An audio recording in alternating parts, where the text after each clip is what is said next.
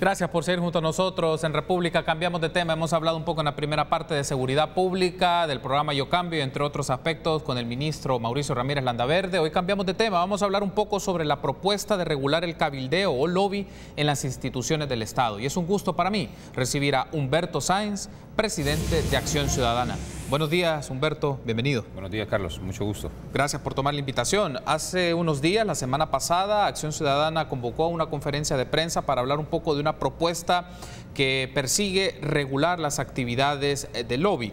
Para iniciar y que nuestros amigos y amigas de la audiencia puedan tener una claridad de este concepto, ¿de qué hablamos o a qué nos referimos cuando hablamos de cabildeo o de lobby? Claro, yo creo que es importante partir de dos realidades. Una, que estas labores de cabildeo, de acercamiento con autoridades, con personas que tienen la capacidad de adoptar políticas públicas o de incidir de manera directa en la adopción de políticas públicas, es una realidad con la que nos ha tocado convivir por siempre y con la que vamos a tener que seguir conviviendo. Es decir, grupos de interés, y aquí hablo de grupos de interés económico, gremial, sectorial, grupos de intereses incluso de carácter religioso, que se pueden acercar a estas personas, a estas autoridades, para tratar de realizar ciertas gestiones en función de la adopción de esas políticas públicas. Autoridades en el órgano legislativo, autoridades en el órgano ejecutivo, incluso autoridades en el órgano judicial, ante quien se hacen este tipo de gestiones. Yo lo primero que quiero señalar es que esta es una realidad, insisto, con la que hemos tenido que convivir desde hace muchísimo tiempo y con la que vamos a tener que seguir conviviendo. Eso por una parte. Y segundo, que se trata de una actividad legítima, es decir, es legítimo que grupos de interés se acerquen a las autoridades e intenten hacer sus propios planteamientos e intenten incidir en la estructuración de estas políticas públicas.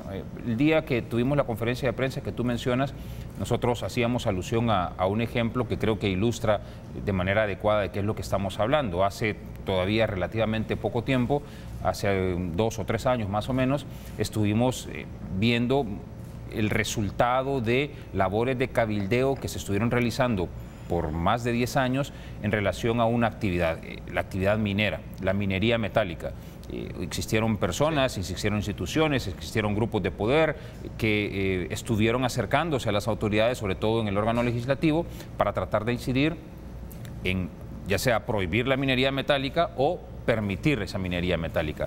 Ahí hay un interés, había un interés económico de por medio, había un interés ambiental de por medio, había un interés social de por medio, pero supimos que se estaban realizando esas actividades, pero lo supimos de manera accidental y no supimos qué es lo que se estaba conversando por estos grupos de interés. Al final de cuentas, todos pudimos percatarnos de que, por ejemplo, diputados de la Asamblea Legislativa habían viajado por invitación de una de las empresas que estaba interesada en que se permitiera la minería metálica en nuestro país, habían viajado a diferentes lugares a conocer de experiencias en otros países.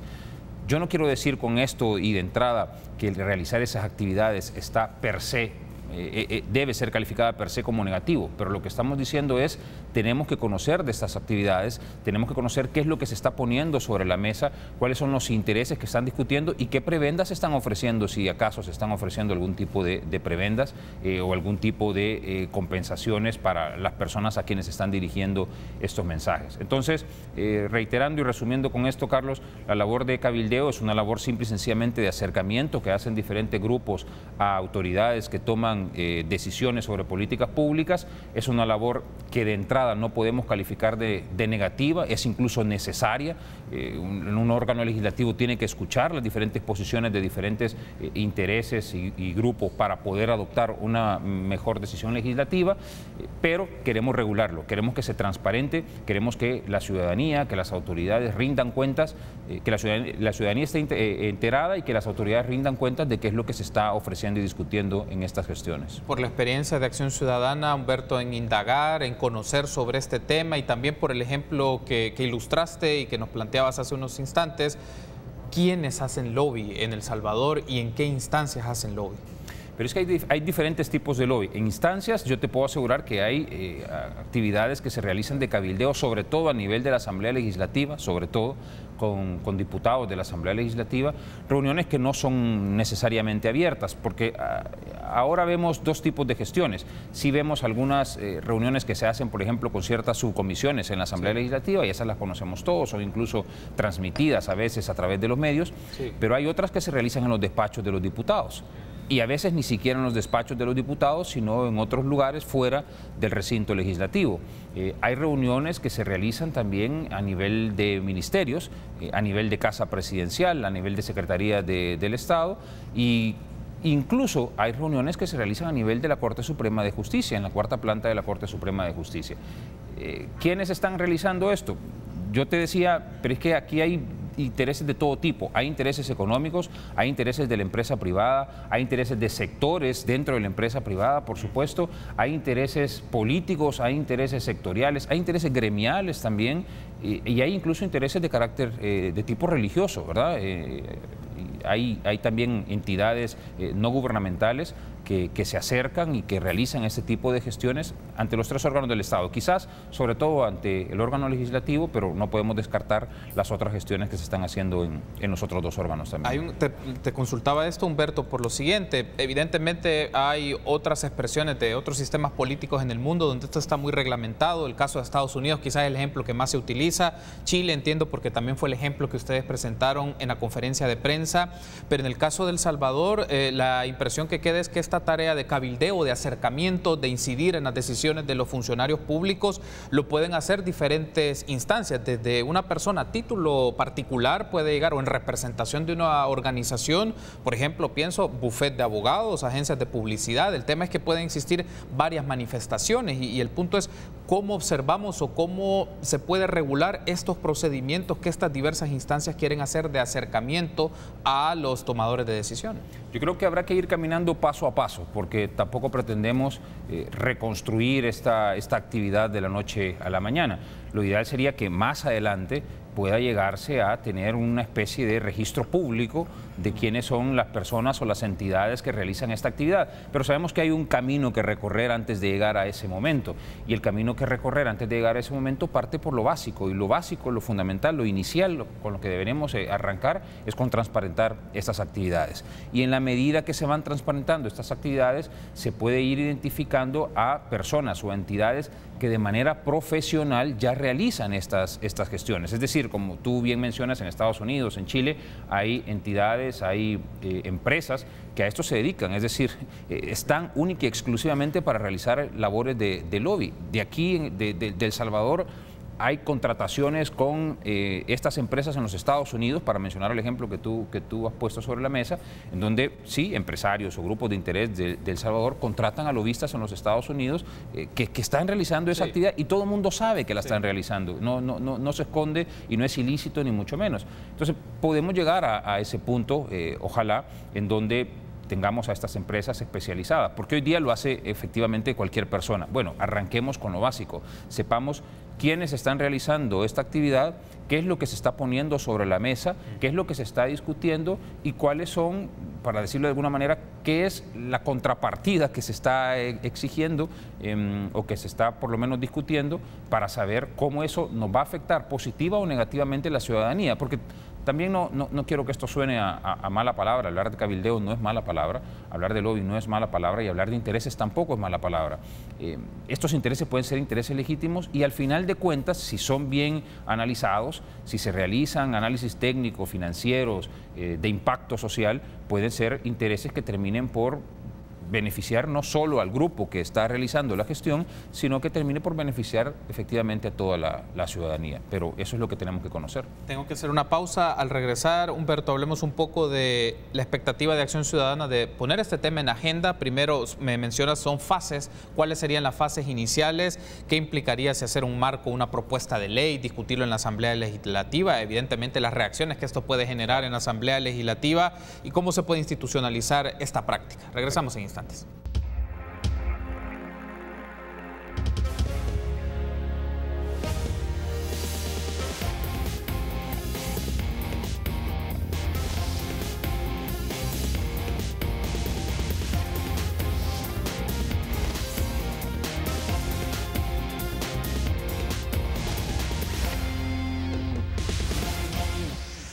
Gracias por seguir junto a nosotros en República. Continuamos platicando con Humberto Sáenz, presidente de Acción Ciudadana. Hablamos de la propuesta de regular el cabildeo en instituciones del Estado. Humberto, también una de las prioridades en esto es la transparencia de este cabildeo.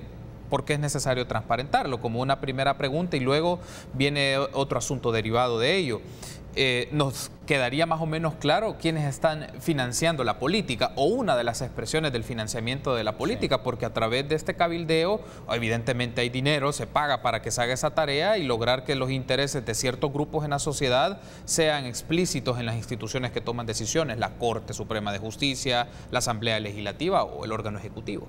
Correcto, y quizás arranco por esto último, Carlos, porque Acción Ciudadana prácticamente desde su nacimiento ha tenido dentro de sus tareas el generar transparencia en el financiamiento de la política, y hemos venido caminando ya por algunos años con resultados que hoy ya creo que pueden calificarse como exitosos, en donde de alguna manera se ha logrado cambiar, falta mucho todavía, pero se ha logrado cambiar la forma en que los partidos políticos comunican a la ciudadanía quiénes son las personas que están financiando sus actividades y cómo es que ellos están utilizando este dinero en la gestión de sus respectivos partidos. Sabemos que esto genera resistencias naturales, como lo generó en su momento nuestro esfuerzo por transparentar el financiamiento político, y estamos conscientes de que muy probablemente de entrada esas resistencias van a tener algunas expresiones incluso airadas ante lo que podamos estar haciendo en estos primeros momentos. Estos primeros momentos vamos a dedicarnos a generar esa transparencia que te mencionaba. Ya hemos hecho algunas actividades a través de nuestro director ejecutivo, Eduardo Escobar, que se han presentado ya solicitudes a la Asamblea Legislativa para que nos revele en el periodo 2015 a 2018 y 2018 a lo que va de 2019, cuáles son las actividades que se han realizado, las reuniones, las agendas que se han tenido y las reuniones que se han mantenido con diferentes grupos que han sido requeridas por estos grupos en la Asamblea Legislativa, que nos expresen quiénes son las personas que han participado en estas reuniones y que nos expresen cuáles son los temas que se han tratado en estas reuniones. Sabemos que es una información probablemente que va a costar obtenerla, pero ya iniciamos, ya dimos este primer paso.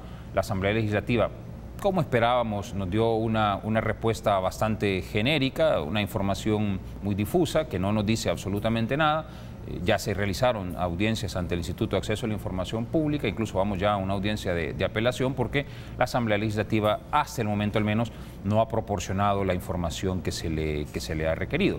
Eso es lo primero que queremos hacer, empezar a generar una cultura de transparencia que sabemos que tampoco la vamos a generar de la noche a la mañana, pero queremos empezar a hacerle notar a los diputados, hemos arrancado por ese lado, y más adelante a otros funcionarios, que esto es en beneficio de la ciudadanía y que hacer en beneficio de la ciudadanía termina por beneficiarles en sus aspiraciones políticas también a estas personas, porque la ciudadanía agradece ahora más que antes la transparencia con la que se realizan las gestiones, y la ciudadanía está más atenta a qué funcionario es más transparente y qué funcionario le gusta esconder las cosas. Entonces, ese ha sido el primer paso.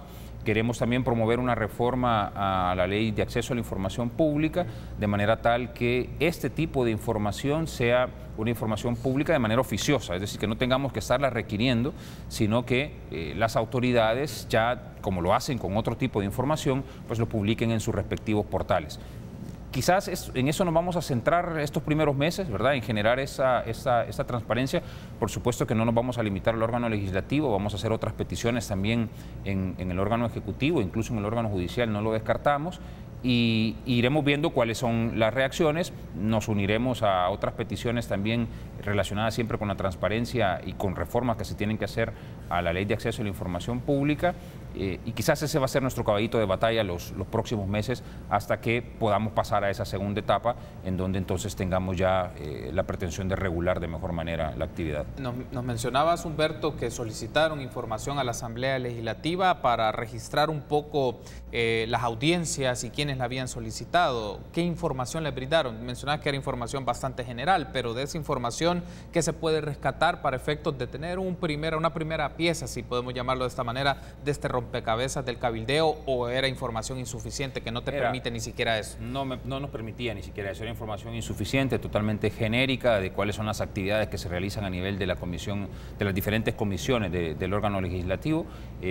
Mucha de esa información de conocimiento público ya, por eso que te mencionaba antes, que sí hay reuniones que se tienen a nivel de las comisiones, pero lo que nosotros queremos son la descripción de las reuniones que tienen los diputados fuera de las comisiones políticas. De eso prácticamente no tenemos absolutamente nada hasta el momento. Se tuvo una audiencia en donde se intentó llegar a un avenimiento entre la Asamblea y Acción Ciudadana para ver qué información sí se podía entregar.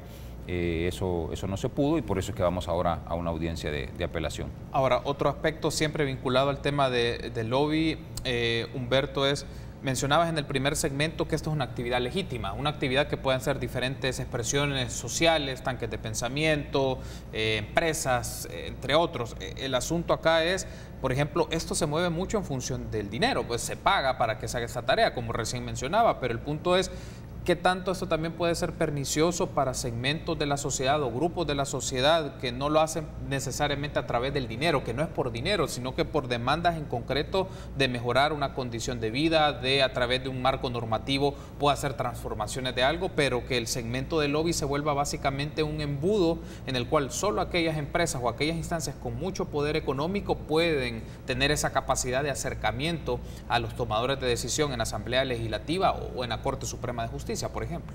Sí, ese es un riesgo que habrá que evaluarlo en esta segunda etapa, porque sin duda yo creo que tú utilizas bien la expresión de un embudo, sin duda se puede convertir en un embudo el hecho de que la incidencia en la adopción de políticas públicas solamente se pueda lograr por esta vía. Eso es un tema que sin duda alguna hay que analizar. Pero antes de llegar a ese punto, por eso es que precisamente tenemos que transparentar estas gestiones, porque en este momento, claro, podemos especular de quiénes son las personas o las empresas que andan realizando algunas gestiones. Fuera de cámaras hablábamos sobre el interés que tiene el sector de transporte, por ejemplo. Podemos identificar quiénes son la o las personas que andan realizando estas gestiones, pero no deja de ser una especulación que realizamos alrededor de esto. Podemos saber de alguna manera quiénes son las personas o las instituciones que con este tema del financiamiento o con este tema, perdón, de los fondos de pensiones y del problema previsional que tenemos en nuestro país, quiénes son las personas o los intereses que están en juego que van y de alguna manera tratan de incidir en la adopción de normativa alrededor de este problema.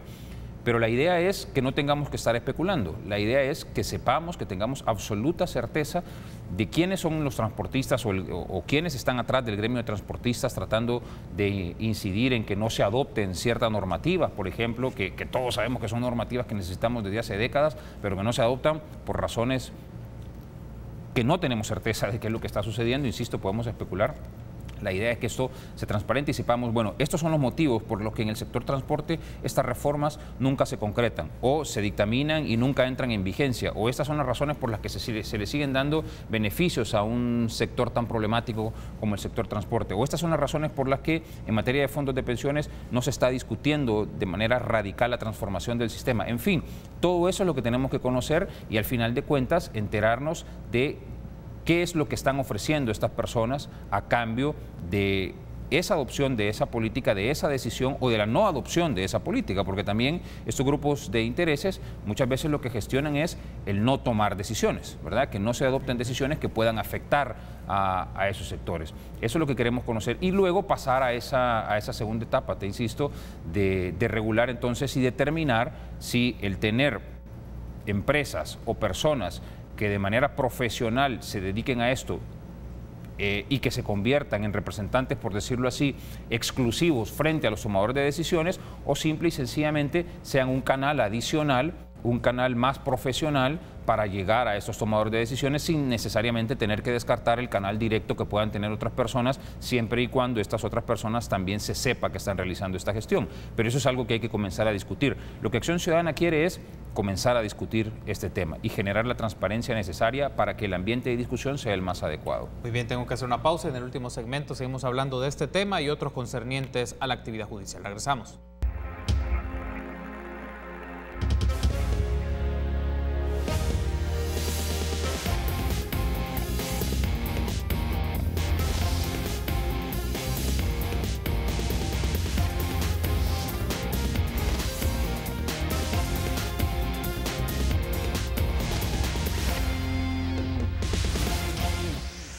último bloque de esta segunda parte de República hablamos con Humberto Sáenz, presidente de Acción Ciudadana, sobre el tema del cabildeo. Humberto, Acción Ciudadana viene desarrollando una serie de temas. Tú mencionabas, hay una agenda de trabajo en la cual el tema institucional es clave, pero ¿cómo conectamos el cabildeo y el lobby con el financiamiento de las campañas? Que ese ha sido otro de los temas que Acción Ciudadana ha sido muy incisivo, ha reiterado mucho, ha solicitado información, lo ha hecho a través de instancias jurisdiccionales, Tribunal Supremo Electoral y demás, que se conozca quiénes pagan las campañas, porque también ahí podríamos tener indicios que pagan las campañas, pero también son aquellos que pueden pagar o ejercen trabajo de lobby en la Asamblea Legislativa. ¿Cómo conectamos eso? Yo creo que ya lo acabas de describir perfectamente. La idea es cruzar la información, ¿verdad? La idea es cruzar la información, conocer quiénes son los financiadores, que también lo hemos dicho varias veces, financiar un partido político está bien, no es una actividad que debería ser considerada como ilegítima, ni mucho menos. Lo que queremos es saber quiénes son los financiadores de los partidos políticos y en qué magnitud están financiando. Donde podemos trabajar muy probablemente es en los límites que se le puede permitir a estos financiadores tener incidencia en los partidos políticos. Pero bien, el asunto es cruzar esa información. Entonces, entender por una parte quiénes están financiando a los partidos y por lo tanto indudablemente están incidiendo en los partidos políticos, y por otra parte quienes están realizando estas actividades de cabildeo con las personas que, perteneciendo a esos partidos políticos, están ya ocupando algún puesto en el gobierno, en cualquiera de los tres órganos del Estado. Y al cruzar esa información, entonces, poder hacer un análisis sistemático, un mejor análisis de cuáles son las políticas que están siendo adoptadas y a qué intereses están respondiendo entonces estas políticas, y a partir de ello empezar a sacar algunas conclusiones y, si es necesario, realizar también algunas modificaciones al sistema, pues proponer modificaciones al sistema. Pero entonces, eso es lo que tenemos que conocer primero. Al cruzar esa información sabremos a quiénes están respondiendo los partidos, a quiénes están respondiendo también directa o indirectamente los tomadores de decisiones, y sobre eso entonces la ciudadanía a su vez va a tener un mejor ámbito para poder tomar sus decisiones en el momento que decida darle o no su voto a una de estas personas o a uno de estos partidos políticos. Hemos hablado mucho de la Asamblea Legislativa, probablemente porque es el epicentro de las actividades políticas y las decisiones de las más trascendentales para la sociedad, Humberto, pero si nos situamos un poco en el escenario de la Corte Suprema de Justicia, podemos hablar de lobby, que se da lobby en la Corte Suprema de Justicia, por ejemplo, ante las distintas salas que conforman la Corte Suprema de Justicia. Es decir, no solo las personas pueden presentar demandas, denuncias y los canales establecidos para hacerlo, pero presentada la demanda, ¿puede existir este tipo de cabildeo? ¿Es algo legítimo o es algo que puede contrariar la ética o los conflictos de interés en el campo de la Corte? Tal vez hay que dividir, aquí hay que ser bien claro y dividir decisiones de carácter jurisdiccional que toman los jueces, incluida la Corte Suprema de Justicia, por supuesto, que son los jueces más altos, de más alto nivel, y decisiones de carácter administrativo que toma la Corte Suprema de Justicia. En el caso de las decisiones de carácter jurisdiccional, incluso ya el órgano judicial tiene su propia ley de ética que prohíbe a los jueces realizar este tipo de reuniones, de este tipo de gestiones en donde las partes se acerquen a tratar de incidir en cómo debe ser resuelto su caso. Eso está ya, hay una ley que lo sanciona, hay una ley que lo norma, una ley que restringe ese tipo de actividades. Yo más que todo me estoy refiriendo a las decisiones de carácter administrativo que toma también la Corte Suprema de Justicia, que no implican decisiones jurisdiccionales en estricto sentido. Es ahí donde todavía vemos la necesidad de que una normativa, que una regulación establezca primero la transparencia y segundo la regulación y los criterios que deben existir para que estas gestiones se puedan realizar, porque no negamos que hay cierto tipo de gestiones ante la Corte que puede ser legítimo en esta función administrativa tener que realizar, ¿verdad? Hay temas relacionados, por ejemplo, con el ejercicio del notariado, que son decisiones administrativas que la Corte tiene que adoptar, temas relacionados también con el mismo manejo del órgano judicial, los presupuestos. Acabamos de ver, por ejemplo, un sindicato del órgano judicial que se ha jactado de haber obtenido ciertas condiciones favorables en la renegociación de sus condiciones laborales. Bueno, que quisiéramos saber qué es lo que estuvieron discutiendo los sindicatos del órgano judicial a nivel de la Corte Suprema de Justicia, porque es una gestión de lobby, esa es una gestión de lobby directa realizada por el sindicato en representación total o parcial de los trabajadores del órgano judicial. Ese es el tipo de gestiones que necesitamos saber, cómo se están realizando, quiénes las están realizando, qué es lo que se está ofreciendo a la Corte Suprema. Digamos, en principio, Humberto, para las decisiones administrativas que emite la Corte Suprema es una actividad legítima y una actividad que hay que observar, hay que conocer primero, claro, más o menos qué tipo de acciones se realizan. Pero en el campo jurisdiccional, digamos que se puede dar, digamos, en la práctica esto se da, aunque legalmente o a nivel ético esto esté normado de que no se puede hacer, pero hay prácticas de lobby para influir en decisiones jurisdiccionales de magistrados de la sala de lo contencioso, de la sala de lo penal o de la misma sala de lo constitucional. Sí, hay, sin duda alguna que hay. Lo que yo mencionaba es que existe ya una regulación al respecto que lo prohíbe. Pero igual lo hace. Sí, desafortunadamente es una actividad que se realiza. Pero también creo que es una actividad que poco a poco ha ido desapareciendo. Yo también quiero hacer mención a esto porque antes se trataba de una realidad que todo el mundo conocía, con la que tocaba convivir, pero también ahora es cierto que muchos jueces, bastante después de esto, de la aprobación del Código de Ética que te mencioné, muchos jueces de manera recurrente ahora niegan a los abogados litigantes el acceso a este tipo de reuniones que antes era completamente natural.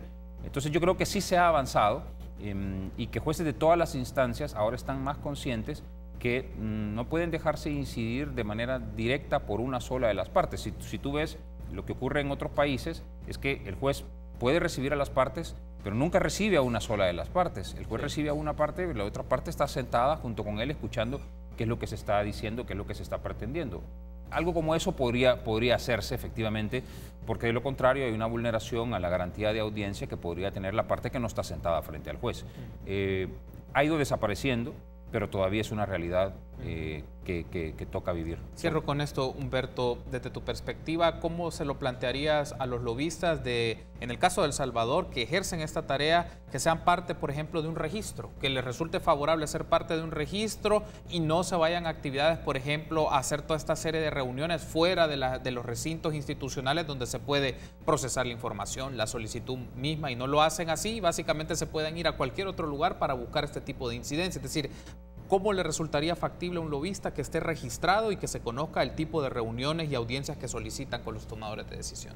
Yo creo que habría que ver las experiencias en el derecho comparado. Tú mencionabas Estados Unidos, Chile, que son dos buenas experiencias que podemos tomar como ejemplo para que las personas o las empresas que se dedican a esto se den cuenta que al estar registrados, al transparentar la información, al conocerse qué es lo que están haciendo, qué es lo que están diciendo, qué es lo que están pidiendo, se facilita su labor también, porque dejan de estar en la oscuridad realizando esta gestión, que al realizarla en la oscuridad, por esa sola razón, ya puede ser mal vista, y pasan a realizar una actividad legítima en total transparencia, en donde ahora nadie va a cuestionar que están realizando una actividad que es legítima, y por esa actividad legítima, pues obviamente van a obtener un lucro. Nadie está diciendo tampoco que estas empresas no van a perseguir un lucro. Esta es una actividad lucrativa y debe profesionalizarse y seguirse obteniendo el lucro que ya se obtiene, pero ahora de manera transparente. Yo creo que eso beneficia absolutamente a todos, incluidas las personas o las empresas que ya lo están efectuando, porque nadie va a cuestionar ahora la licitud de su actividad. Perfecto, Humberto. Gracias por habernos acompañado. Ha sido un gusto y la invitación está hecha. Bueno, yo creo que tenemos un tema para hacer un panel de debate, seguro, como solemos hacer de panel de abogados y abogadas sobre este tema. Creo que sería un asunto muy interesante y generaría una reacción de nuestra audiencia también para posicionar el tema en la agenda y saber de qué trata esto del lobby, qué tiene que ver con las actividades políticas y judiciales. Gracias, Humberto. Excelente, gracias a ti, Carlos. Gracias por haber tomado la invitación y a ustedes, amigos, gracias por habernos acompañado. Será hasta mañana, 6:30.